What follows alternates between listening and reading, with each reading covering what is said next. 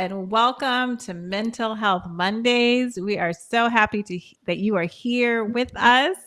I was just telling Dr. White that it was a beautiful day here in northern Alabama where I am. And he said it was a nice day in California, which it's always a nice day in California, right? Absolutely. Just a little windy. Just a little windy, just a little windy. But we are happy that you are here with us and have joined us today live. And if you saw if you saw on Instagram or on Facebook or on YouTube, we are taking your questions today on marriage. That means you are helping us do the program today. Like we need your questions to answer. So please put in the chat questions that you may have about marriage or relationships. And we are going to do our very best to give you the best response that we can give. Just to remind you that we're not your mental health professionals, but we can provide education on this platform.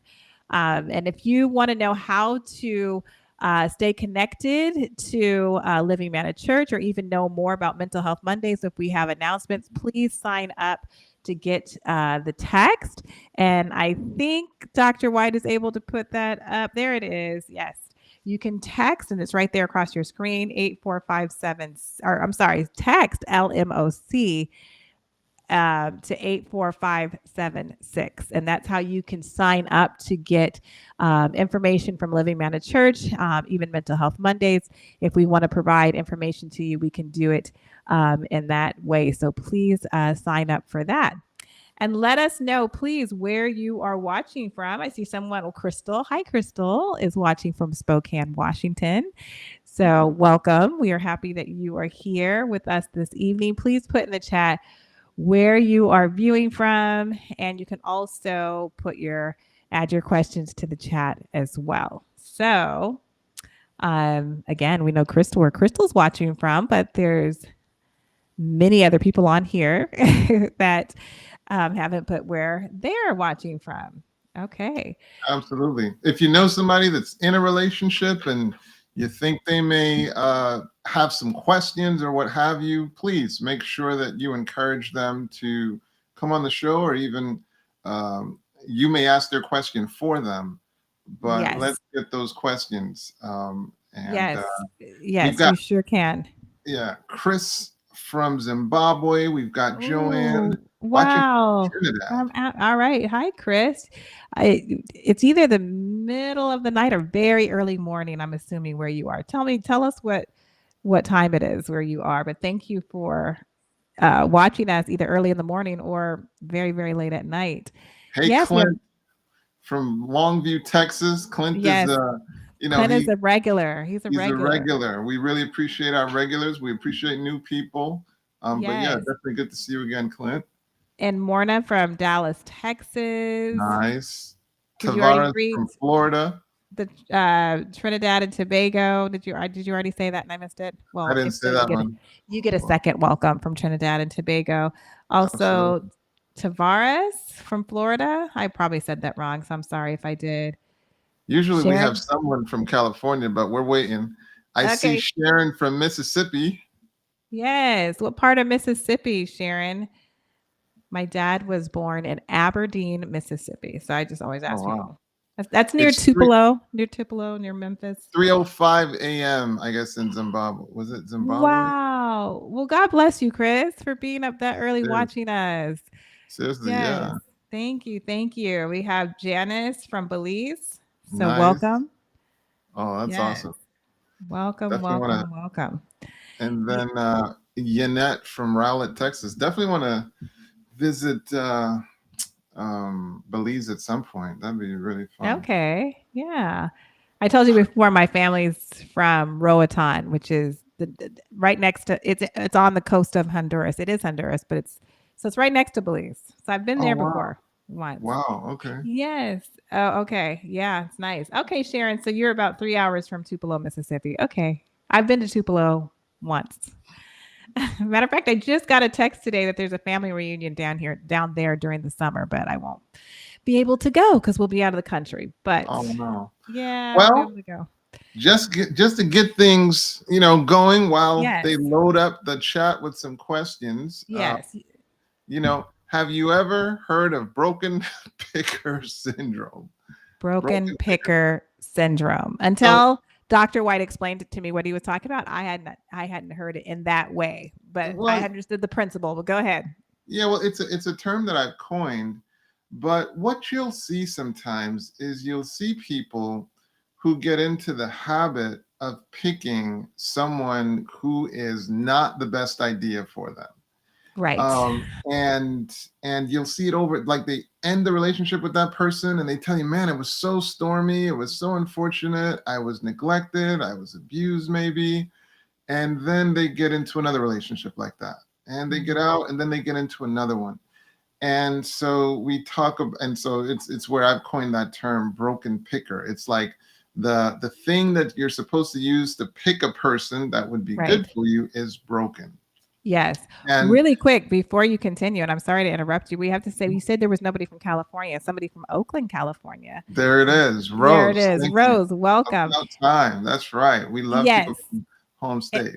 Yes, welcome. And I'm using this time just to say, please share on your social media platform that you are viewing from to your friends, family, send the link, because we're taking marriage questions. And we know that in America that 50% or 50% of marriages end up in divorce. So that means there should be a lot of marriage questions out there. That you're able to ask two mental health professionals. So please share on your Instagram story, say, hey, this is live now. Or if you're watching on Facebook or on YouTube, share the link. All right, Dr. White, Exactly. continue. Well, right. So the idea just being, so you develop this pattern of choosing, making choices that actually cause you quite a bit of problem. And so it's this idea that your picker is broken, but how did it get broken? And the idea is like, I think it was Clint that was kind of hinting at it, where he's like comfortable in misery. And so how do you develop comfort in misery? And sometimes it's, past trauma that you've been exposed to.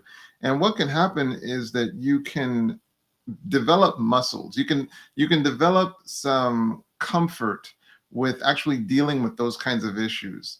And you can start to become, skilled at dealing with that issue and preferring to deal with circumstances with that issue. And sometimes there's an issue of actually lacking value of self, so that when this person is treating you like you don't have any value, it's congruent with what you believe about yourself. Right. So you're like, yeah, well, that makes sense that you're treating me like this. And then the person who's actually wanting to treat you appropriately, you find that boring, or you find that, that can't be right. There must be something wrong with you to be seeing something right in me. So you end up putting, people who might be high value into the friend zone, so to speak. And then, people who don't mean as well for you, those are the people that you're pursuing. And I call it broken picker syndrome. And the solution is, you got to fix the picker. You gotta get it fixed. And that's the role of intention, time with yourself. Obviously there's some spiritual time with that, but then of course there's therapy and getting professional help and getting that picker fixed, learning some new adaptations that, what, I do have value, and I'm going to honor the people that honor me. We have our first question, and it's coming from none other than Crystal Cox. Yes. So Crystal said, how do you manage blended families with children from the husband's previous marriage, the wife's previous marriage, and they now have a child together? How do you manage blended families? Go for it, sis. Yes, I do want to go for that one. First of all, blended families, can be a really rich blessing, but they could also be a challenge as well. And I think a lot of times, first of all, everybody's blended family is different. So if not even if, but when the children have a relationship with their own mother or father, and you are the bonus mom or dad, you definitely want to go into that relationship as just a bonus, not trying to replace their mom or dad, not trying to make them call you mom or dad, but I like to tell my clients, but to be that really cool auntie or someone like that, as you're entering into that relationship with those children, especially it depends on the age, really, like especially if you're dealing with teenagers, or even young adults. Like you just want to be that cool auntie or friend, like that space, until they're able to build their own relationship with you. I think a lot of mistakes that people make is they try to go into the relationship with their partner and try to act like they are also their father or also their mother. Like it doesn't happen like that. It doesn't happen like that. Sometimes that relationship grows into that, but it takes time. So that's not an immediate thing that can happen. Would you like to share something about that? No, that was really good. As a family systems expert, sis, maybe you could talk about some of the systematic things that you want to put in really any relationship, but especially when you're dealing with complicated dynamics like a blended family, it would seem like those systems become even more important. So what are some of the, things that you probably encourage your clients to say, hey, you really want these kind of things in place in order to support a thriving family relationship? Well, that was number one. What I just mentioned is number one when you're entering into a relationship that has children, is kind of almost to stay in your lane or know your role. That is so very important, and just give the family time to blend together. And I don't know what you're meaning specifically, like what Like type of family systems. dinners, like Oh, family yes, dinners, yes. like the date nights, like being Oh, for the intentional. marriage. You mean for the Right. marriage. Okay, I'm thinking Mhm. you're talking about the whole family. So for the marriage, yeah, this is with anyone, not just blended, but um you're talking about just for the couple and how they can make sure that their relationship stays strong, is um having date nights, 2-hour date nights once a week. That's very important for the couples to be able to have time just for themselves, um, it doesn't include children or kids. And sometimes that's very challenging because when your children are young, that's very challenging. But I have known couples to do things at different times. Like some couples, their work schedule worked where they could do something in the morning together after their kids go off to school and they don't have to be to work yet, and they spend that special time together. Just 2 hours that you can reconnect with your spouse every week that doesn't involve children. That's very important, and I can go even deeper into that. But Right. But the idea is being putting intention. right, Um, you you know, set like that time aside. It's in the calendar. It's that time is sacred. That time is absolutely. sacred. Absolutely. Because what you'll find is when a situation is more challenging, it requires a bit more rigor. And Right. with that increased rigor, you'd be surprised to see now you guys need to be on the same page. So Yeah. like Sister Tante mentioned that you need to like stay in your lane. Well, Hmm. my goodness, you're going to need clarity on what that means Yes. and how that might shift. And that's why that communication becomes so key so that you can make the adjustments that you need to, because I have in my mind almost like if people are like going down rapids, well, you have to be really communicative if you're going down rapids in those boats, because it's such a changing, environment. So you got to be Hmm. communicating constantly. Yes. And in a situation with blended families and the numerous dynamics, understanding where everyone is, how are they feeling, like you've got to keep the communication channels very clear. And And so, communication, yeah, communication's in huge in any marriage, in every marriage, but right, when it comes to blended families, it's it's even Paramount. yeah, it's paramount. It's paramount. Everybody has to have that safe space where they feel like they can communicate and be honest about their feelings. And again, just to feel very, very safe to be able to share what they need to share. This is the other thing, and sometimes this is not always possible.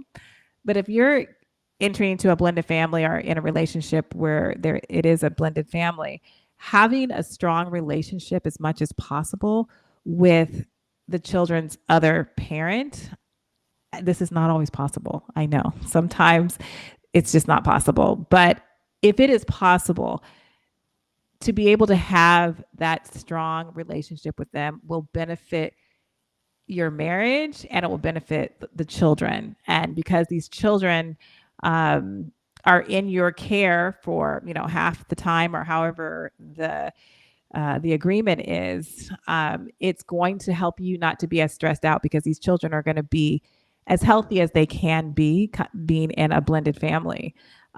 So that takes a lot of maturity. It does, but it's so very important, and it will be good for your marriage. And a lot of collaboration, So Yeah. where possible, where Where possible, possible. you can't say it enough that sometimes that's not possible. not Sometimes possible. it's not even advised because you can't co-sign what that other person is doing.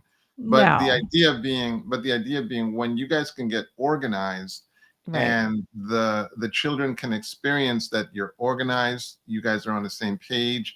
They can't split you. They can't exploit Right. you. They're getting a consistent message. These are things that are going to support child rearing, as complicated as that is. But those are some really important things. And Yes. I would say you're trying to create settings where people feel heard.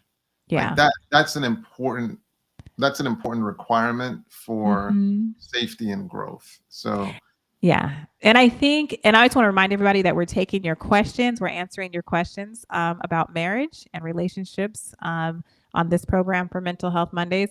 But I want to say also on that, it just left my mind a little bit, but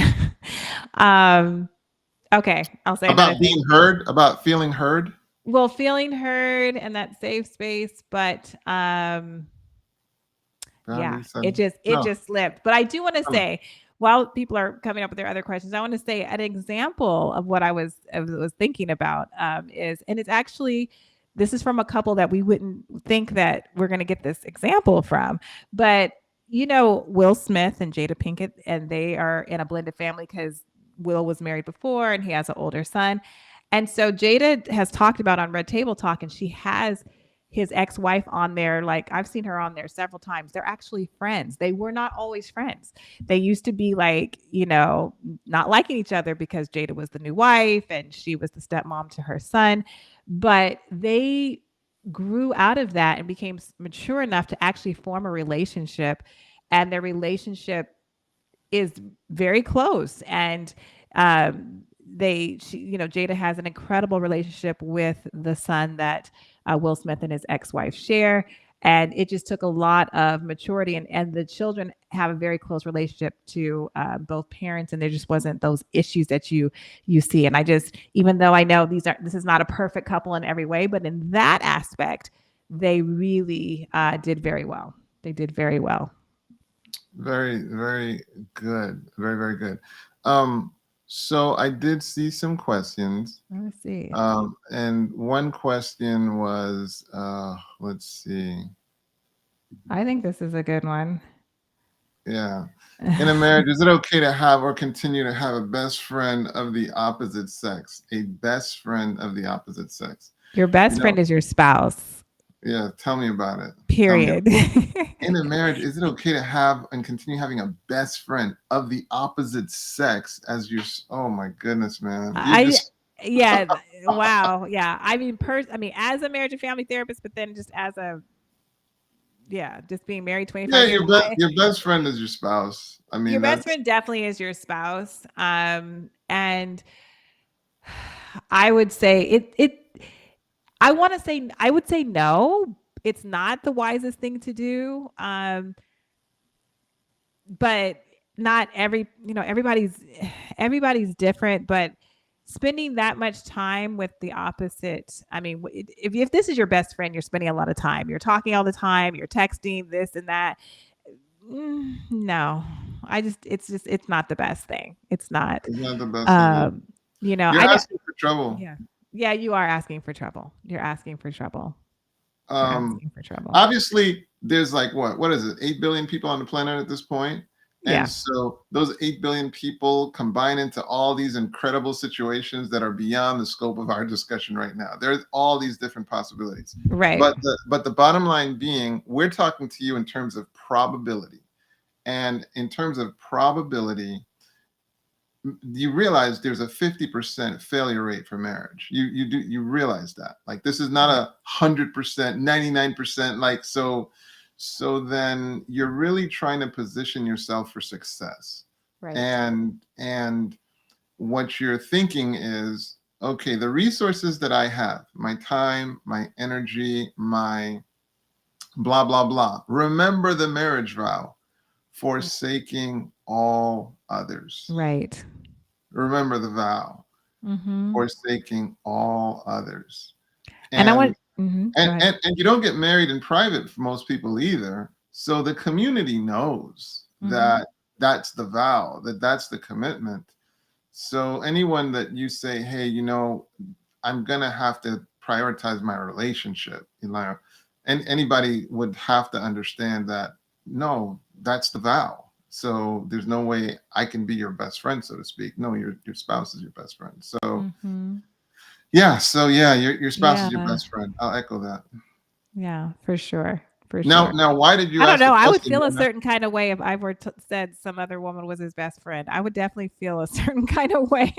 I think that's just honest. I think that was the understatement of 2023. That's just honest. I wouldn't feel okay with that. Not to say that he can't have friends. You can have, you know, friends, but best friend? Yeah, no, not the best friend. No, that's not gonna happen. There is a steep one here. Well, I'm gonna let you take this one. Go ahead. What is the Bible stance on divorce and remarrying? Since you're an elder, you're still an elder. Thank you for that. I gave you that one. Thank you for that, sister. So first and foremost, as according to the Bible, Jesus was asked. I think they asked Jesus about marriage and divorce, and he said the one reason to divorce was for adultery. That's what he said. And I'm familiar with the Seventh-day Adventist position, or it might even be Ellen White, who, you know, said that, look, if you divorce for any reason other than adultery, then you should stay divorced and you shouldn't remarry. That is my understanding of what is said. Is that what you've heard? That is what this one we need Ivor for, but yeah. We don't. That is what I have. That's what I've heard. That's what I grew up. You know, or that's what I've heard. Yes. Yeah, that's so that's the answer to the question. That's what I've heard. That's what I understand is Adventist doctrine. But I don't know if I'd call it doctrine. You're right. Like that. Like that's the position I've heard in Adventist circles. But right. You know, I mean, you can always, you know, explore it in greater detail with your pastor. Yeah, you can. And also, I just want to add on to that, you know, the Bible says that, you know, God has given us the right, I guess, to divorce if it's, you know, for adultery. If we're, you know, not able, you know, to forgive, but it's just such a tough topic. It's just such a tough topic because, you know, there's abuse, there's physical abuse, and maybe so there's physical abuse. So no one can stay in a relationship if there's physical abuse. And then there's emotional abuse that is mentally just as bad as physical abuse because it destroys a person. I don't believe God is calling us to stay. And I know God's not calling us to stay in physical and abusive relationships. Yeah, because I've never It, heard the advocacy of. I don't want to interrupt you. Please keep no, going. go ahead. Well, the stance is not as strong as stay in it. It's no, like no. There are times to end it. It's just I've heard more language about okay, but then don't jump back into don't jump back into it. Let's say, and Or you you mean that to remarry? to remarry outside of the context of adultery, like that. That's what I've heard. Right, but a lot of times that spouse, I mean, once you get out of it because there was abuse, that spouse that you left will Yes. remarry. At And which time, theoretically, you're free. You're free to roam about the country. exactly. So, yeah. So yeah, so I mean, I hope that was helpful, Yeneka, and let us know if that helped you. Mhm. Let's see. I saw some others. Yeah. If you remarry, is it adultery? If you remarry, is it adultery? If you remarry, is it adultery? What's your definition of adultery, Vol? you know? Right, because you're no longer married. You're no longer married, so you're not cheating. Because you're no longer married, you got a divorce. Right. Yeah, they're getting all theological. They are. Well, I think because these are Christians who want to know what God is, what He says about this, and how He. Yeah, and I think I don't want to say there is a general principle, but within that principle, there still are different situations that I think God has to judge individually. Within the general principle. Right. So yeah, so we would need the scriptures. And I don't know the scriptures right on top of exactly. I don't know the scriptures off the top of my head. But the general premise, the general premise that I can identify with from a mental health standpoint is, I think sometimes people jump back into the relationship or forming a relationship without having given themselves time to heal. So that I think maybe that pause is really about, hey, give yourself some time to heal. That's my estimate, or my those are just my thoughts and my perspective. Right. Okay, so David Edwards said, and I say to you, whoever divorces his wife except for immorality and marries another woman commits adultery. Here the phrase "and marries another" raises the issue of remarriage. Jesus states that divorcing a mate on the grounds of immorality frees the offended mate to remarry without committing adultery. And he didn't say the text, that's the only thing. But then Ross Brower is saying maybe Mark 10:11. 7:39, or there's two. Yeah. There's two here. Yeah. And then Matthew chapter 5, verse 32. But I tell you that anyone who divorces his wife except for sexual immorality makes her the victim of adultery, and anyone who marries a divorced woman commits adultery. 1 Corinthians 7, chapter 39. So yeah, you guys can look at the biblical references for that. Okay, yes. Let me see. All right.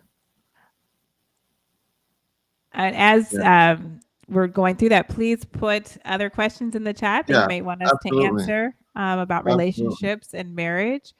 But definitely, if you're not a member of Living Managed Church and Pastor Myers is not your pastor, you can also take these questions deeper with your pastor as well, and do your own study and research too, because there's different thoughts about definitions of what of what can be considered adultery, like, and again, going back to emotional abuse and physical abuse.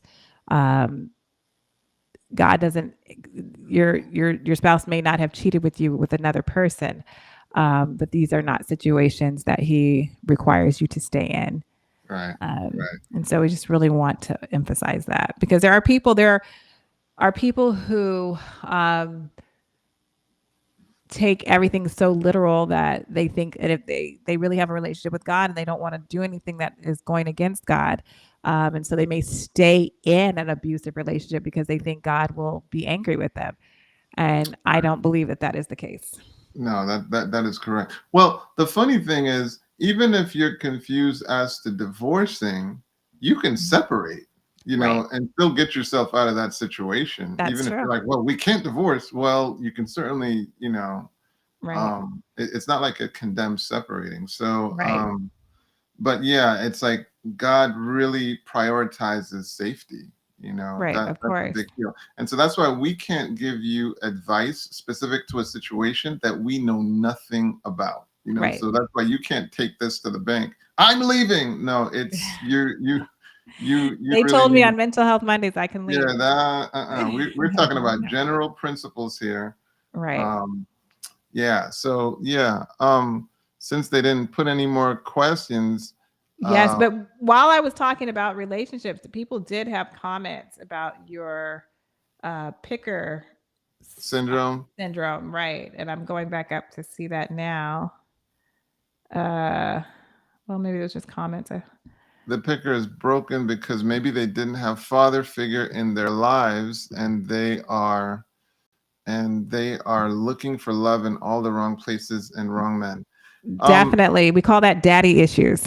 Well, that's the Yeah, common term. Is people who have right. daddy issues or didn't have the father in their life definitely will gravitate to any man just because they're trying to fill that void, that Yeah. that hole that's there because their father wasn't there. Go ahead. Now, for those of us who have daughters, this is why it's so important to be loving, be gentle, be tender, be attentive, and really model what you're hoping your daughter is going to choose one day. And that's why it's so.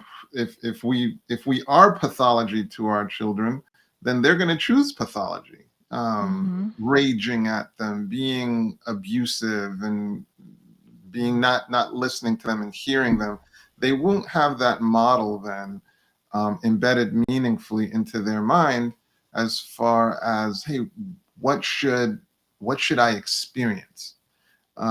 So that's why it's so important to really try to represent as much health as much health as possible, and give them that experience of being valued. That said, I do want that qualifier that you could have had a perfect, paternal relationship with your dad, and you can still make mistakes.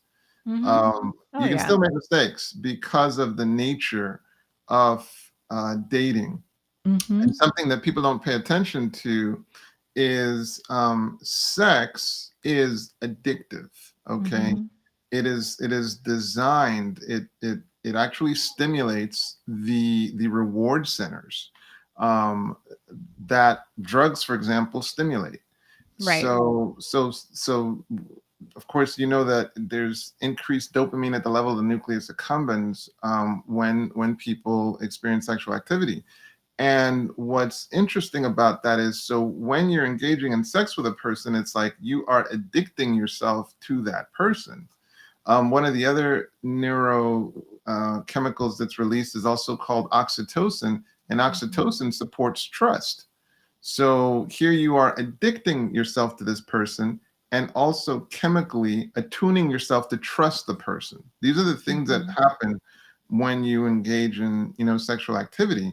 So that's why you see scripture recommending that you place this activity in the context of a marital Marriage. relationship, That's right. so that now here you vetted the person, here you spent some time understanding who they are, what Mhm. they're about.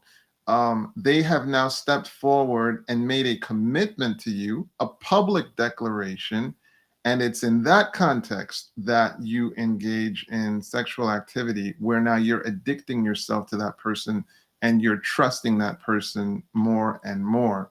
And you can see that that works a lot better than addicting yourself to a person randomly. Now, people are going to say, Mhm. you don't get addicted to everybody." Of course, I get what you're saying. But the idea just being, I think many of us have observed relationships where you're like, why are you still with that person? Mm-hmm. And that person themselves, they're saying, I don't want to be with them. I want to stop this, but I just feel bound to them. And you're like, why are you trusting that person? Why don't you see how many times they've lied to you? And I'm just alerting you to the fact that your neurochemistry is sort of supporting your trust. It's supporting your tendency to be bound to them. So I want you to be aware of that. Mm-hmm. Okay, Mm-hmm. so we have a question. We have a big one. What if your spouse is not intimate with you and it makes it harder to not cheat because of it? Now, immediately the scripture comes to mind. I'm sure you probably know it as well, sis. Um, don't don't refuse your partner Right. without mutual agreeing, Right. like that. So I mean, so that is so scripture would, condemn us restricting ourselves from our partner. You Right. were going to say something, Well, sis? I was gonna say it does tell us not to do that, but then it doesn't say, but if that happens, you can go ahead and find somebody else outside of the marriage. So it is a difficult situation. It is very difficult because that's not okay. Because God gave us He gave us sex in that context, in a marital context. For many reasons to stay connected. It's one of the ways that a husband and wife stay connected emotionally. And I'm sure you're very much so aware of that. So it's definitely a very challenging situation. And Well, it's not easy. there might be some single people listening to us right now, and this is the reason why meaningful conversations are so important in that premarital period, where it's like you can get clear on, hey, are you deserving of this trust of me committing myself to you, because you will be responsible for my sexual experience. So will you help me with that?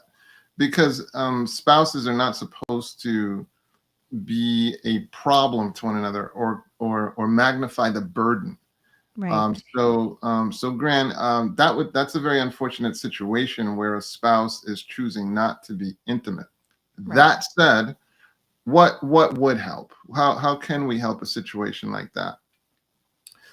So obviously therapy can be helpful, but some of the things that you want to inquire is their need not being met? Is their need not being met? And so now they're turning around and they're not meeting the need. So Well, yes. what were you gonna say? I'm sorry if I'm cutting you off. I'm sorry. I was just going to say that there's definitely when sex is being withheld in that way, and it's not for a physical issue, there's that is just the symptom. That's like when you have cancer and you see a lump. Diagnosis. Yeah, that's just like tells you that there's something much, much, much deeper underneath. And so definitely counseling is needed to figure out what What's is the caused. deeper issue? Yeah, what's the deeper deeper issue? issue that's causing your spouse to want to withhold? Doesn't necessarily justify, what's going on. I mean, but it's definitely needs a deeper investigative look by a therapist that can Right. help you both. So the typical dynamic, and obviously there's exceptions to every rule. Women often will choose intimacy in order to feel close. Okay. And so feeling close will be their prerequisite. Hey, I want to feel close. And when they're satisfied as far as feeling close, then they're more interested in saying, okay, well, now let's be intimate. And so with men, they often are, kind of more in pursuit of the physical. And when they get the physical, then they're more comfortable being close, so to Right. speak, and everything in between. All right. Right. So now in this situation, the And spouse may choose to not want to be intimate because maybe they feel distant, and mhm, that's not being catered to. And so now they don't want to get physical. And of course, now let's say it was a man, now they're not getting physical. Well, now they don't want to be close. And so you Right. see this kind of a dynamic where it just gets worse and worse and worse. Hmm. So just be aware of those that's one example. That's one example. Never mind the issues where people don't feel their needs are being addressed, from Hmm. a, let's say, from an intimate standpoint. So it can be such a range of issues. And here's the sad part. People often don't feel it's worth, whether it's the financial investment or the time investment, to find a practitioner to help them solve these issues. It is Sad. worth it. It's worth it. It's cheaper than divorce. uh, Divorce can reduce your Divor- fortune in eh, half. di- Divorce. What else were you going to say, sis? I was going to say it's cheaper than divorce. It's The emotional toll. I was just going to say the trauma that divorce can cause on you as individuals and on your children. I mean, it's worth giving a try. Sometimes even through counseling, some marriages cannot be, not sometimes, but there's, Right. oftentimes that marriages still can't be saved. But Sometimes you could you go want, to a sex therapist specifically at right. times, No, there are therapists, that excuse that me, that concentrate sex on that therapists. Yes, that is their specialty. specialty. Um, So, and you would be surprised at the range of, issues that they deal with. So the idea, just your relationship is worth your investment. If your car was broken, you would look for a mechanic. But for some reason, when our relationships are struggling, we just look at it. We just get mhm, paralyzed mhm. and just watch it disintegrate, and we're distracted by other cars, Yeah, rather right. than fix your car, you Yeah, know. fix your car. Um, And how I was just gonna say, going back to that, women want to feel safe and that they can trust a situation that helps them to be more vulnerable in intimacy and emotionally. And then men want to feel respected and wanted and desired. And when they feel respected and wanted and desired, then they're in a happy space as well. Right, and it seems sometimes like culturally there's so many things distracting you Hmm. from giving those things. Right. So as men, a lot of times we miss the opportunity to verbalize that we value our spouse, touching Right. our spouses non-sexually, just to say we That's value, important. Right. That's um, important.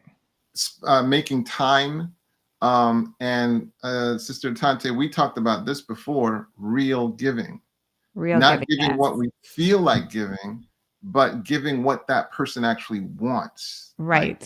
that's E- real giving. yes. Even if you Um, don't like it or you don't, it's not about you, not what you want, but you're doing it it's what solely they because want, they want. Yeah. Real right? giving. Hmm. So real giving, and then I think from the woman's side, not realizing that your words matter greatly, and you verbalizing appreciation, you verbalizing meaningful validation, it goes a long way. And recognizing that even though you might not hit as hard physically, your words can be so profoundly impactful.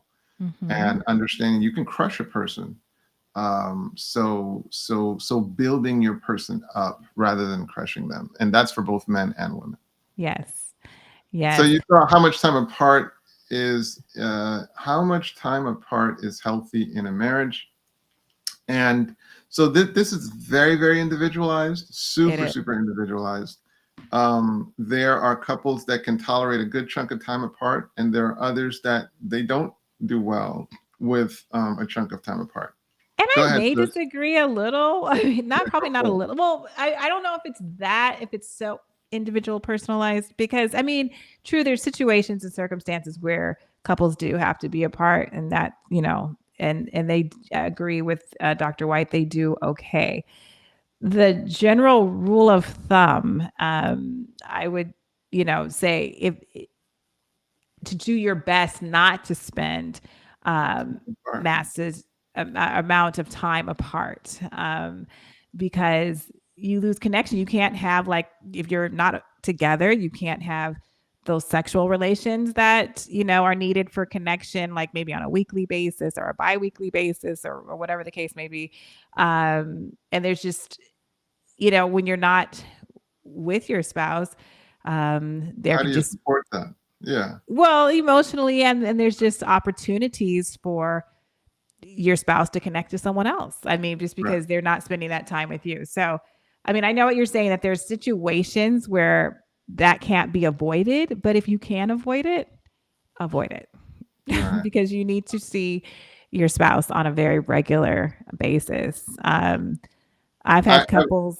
go ahead. Go I'm just ahead. saying, I've had couples that they've just, throughout their marriage, like a 20-year-old marriage, that there's just been different times that they've just spent big gaps of time apart, and it's just they've never really been able to. It's caused a lot of problems. Let me just say that it's caused a lot of problems Well said. in the Well said. marriage. Yeah.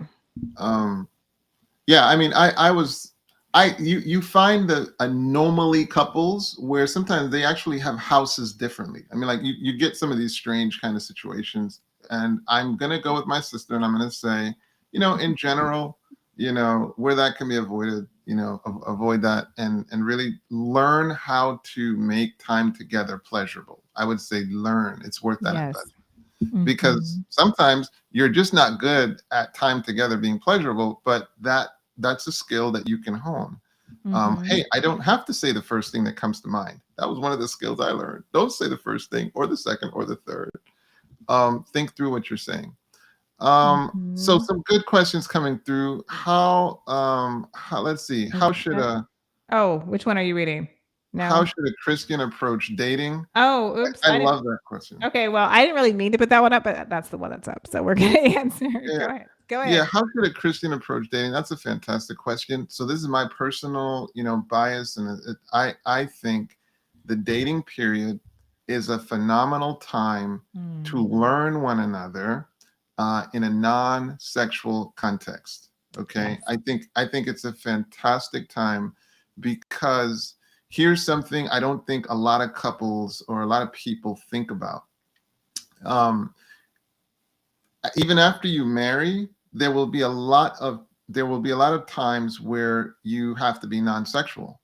Sometimes you have to travel. Sometimes there might be illness.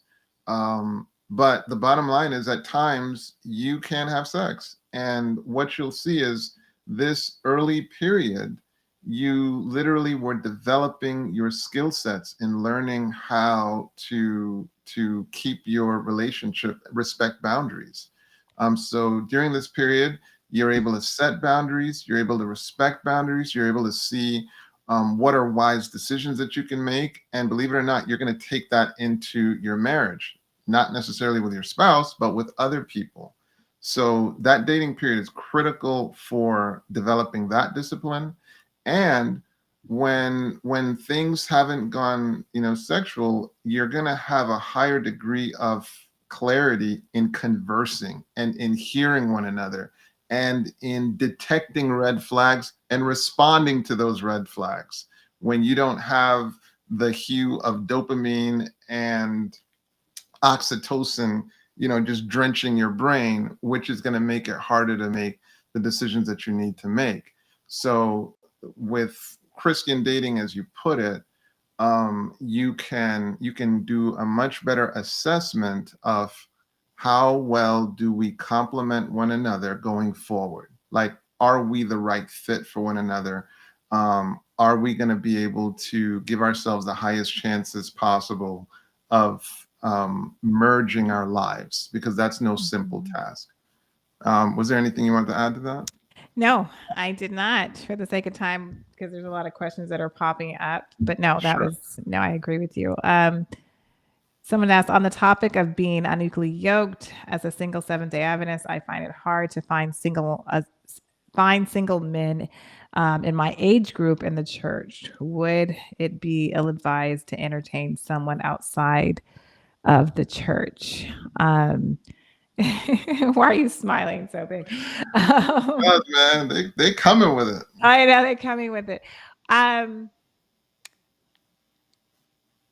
Yes, only because of the issues that it may cause later on down the road, meaning the practical issues and the stress that it may cause. Now, there are great people out there, and you're friends with them, and you're getting to know them, and they're interested in you, and they're interested in, hey, what religion are you? And you say, I'm Seventh Day Adventist, and they're like, hey, well, tell me more about that, and they authentically get interested, and they start studying the Bible, and they start to get convicted, and you decide like, and they decide they want to keep the Sabbath too, and they're studying, they want to possibly join the church as well.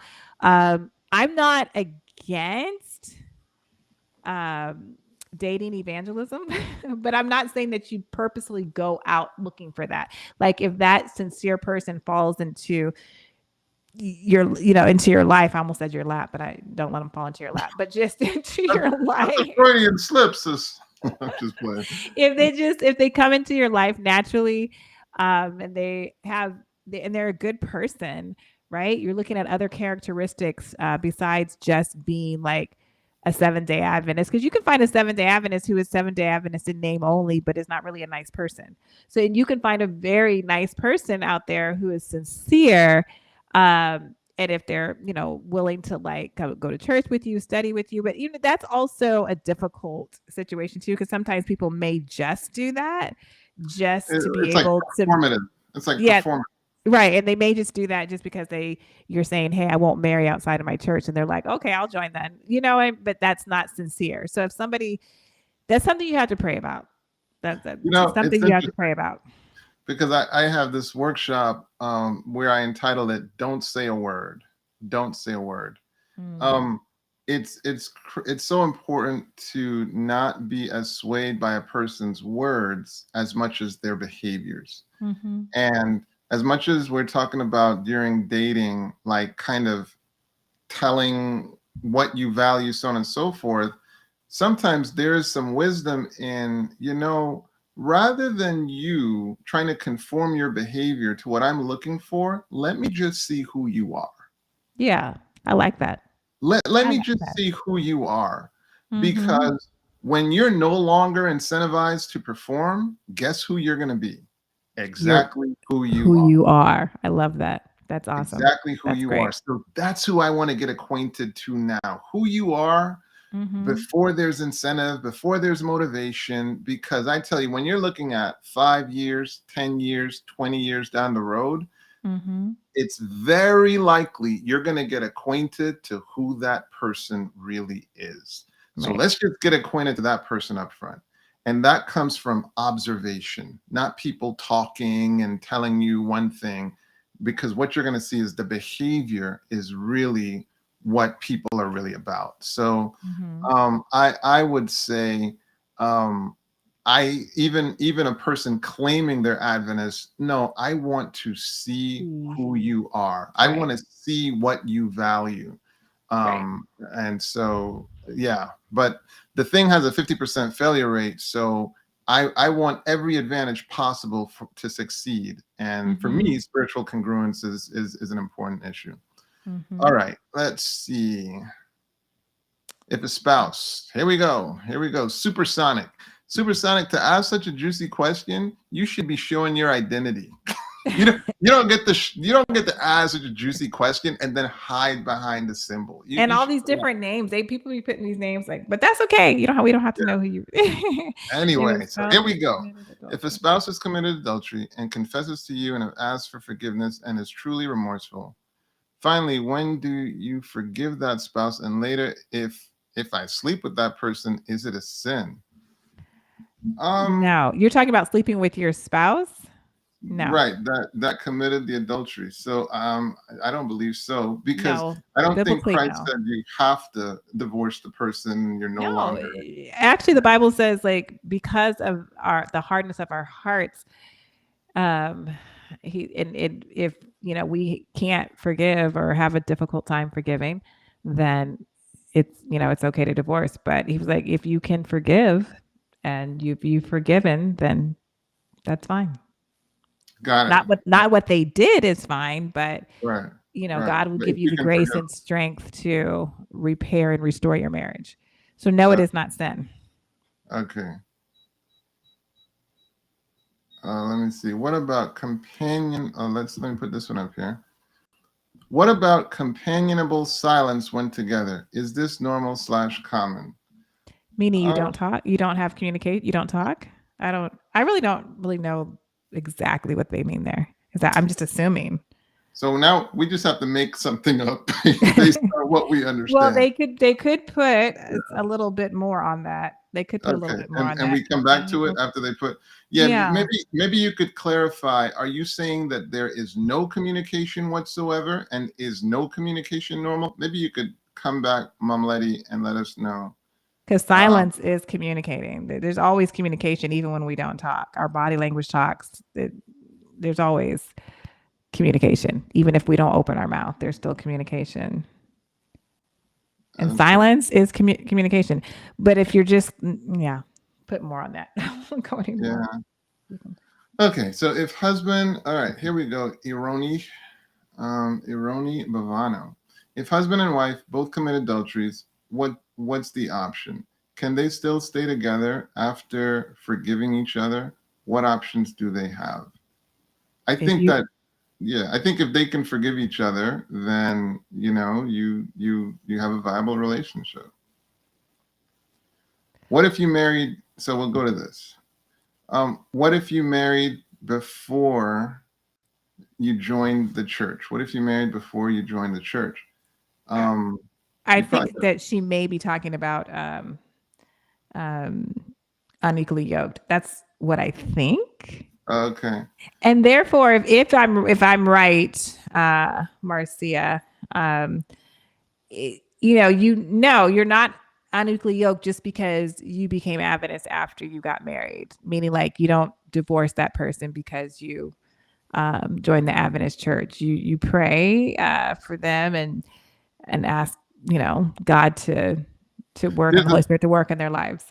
there's a scripture that like your faithfulness might convert the person, something to that effect. Right, right, right. I'm sorry, I don't have the scripture right now, but I know. We're like we don't have our yeah, scriptures. We're not rattling off scriptures on the top of our head. sorry. Um, Is it normal for a step parent to become jealous of their spouse's relationship with their own biological children and criticize them for being more of a friend than a parent? um, that can happen. I won't say it's normal. I'd say it's unhealthy if the step parent becomes jealous over their spouse's relationship with their own biological children. That's unhealthy. Um, I don't know how else to say that. And I speak from a place total transparency. I am a step parent, even though I hate to say it because I'm really not, but technically I am, but I'm really not. I've raised my stepchildren since they were 2 and 3, and they don't even like it when I say that. And I don't like it either, but just for the sake of this question, So I'm saying that technically speaking, technically speaking, but heart wise and lovingly, no, I'm not a step parent at all. But with that said, it's not healthy, it's not normal. And I mean, you asked if it's normal. Shouldn't say it's not normal. I mean, it happens, but it's not healthy and it's not right. And I would say, and I should have said this at the beginning, blended families would benefit. And we didn't do this because we didn't know to do this, but but you would benefit from getting family therapy as you're trying to bring the family together. And in family therapy, that is where the step parent that is feeling jealous of the relationship with the biological child, that you could bring that up and deal with that as a family. And the therapist could work uh, with the unit, with the system to try to help blend this family better. So, but jealousy should never be there um, from the step parent towards towards your spouse and their biological children. and what's interesting, Crystal, is that what a therapist is going to do is going to help break down and clarify what this jealousy is about. So we'll Right. use a word like jealousy, and when we get clarity on what's actually going on, it puts us in a position to now solve the issue, because we're calling it jealousy right now, but it might not even be jealousy. It might be concern. And so Therapy can help you put more accurate words on what exactly is happening, where it's coming from, and then position you to actually deal with it more effectively. So Yeah. just wanted to share that. And we're 1 minute over time, but I think that was our last question for this evening. We appreciate you guys sharing your questions. You started to warm up and they started to fly in, which is great. And we didn't get to quite a few of them actually, because we were trying to give each question its due. So I don't know what Dr. White thinks about this. We may do a part two. Part Okay, two, we'll do a part two. So yeah, load up even more questions. Yeah, load up more questions. Remember your questions and bring them. Matter of fact, you know what? They can remember your question and come back next week. And bring it back. Yeah, bring it back. Bring your question back. And we will, do our best to answer. But definitely share. You can share this link now again and say, hey, this was a program I just watched. This is, if you feel like some of the questions we answered would be beneficial to friends or loved ones that you know. And we will be back right here next week for Mental Health Monday at 7 p.m. Central. I don't know what time that is wherever you are, but we thank you guys for viewing and sending and putting your questions in the chat. It definitely was a blessing to be able to try to answer as many as possible. So please, we will see you next week to answer more of your questions. Have a good evening. Have a good evening, everyone. All right. Bye-bye.